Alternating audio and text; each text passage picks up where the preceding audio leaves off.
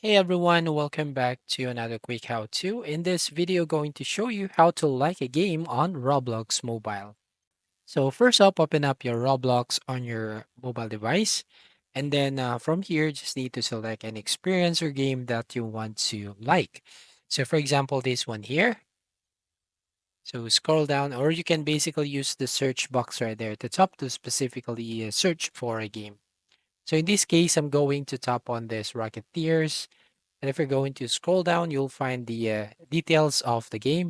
As you can see, you can basically vote for this game if you want to tap on down arrow or up arrow, and you find some details. And then if you're going to tap on the three dots right here at the bottom left hand corner of your screen, you have four options. If you want to tap on favorite, invite friends, share, or report.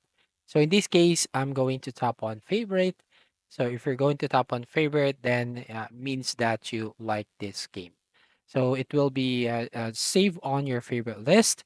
So you can find easily this game. So that's all. Thank you for watching. Please like and subscribe and see you in the next video.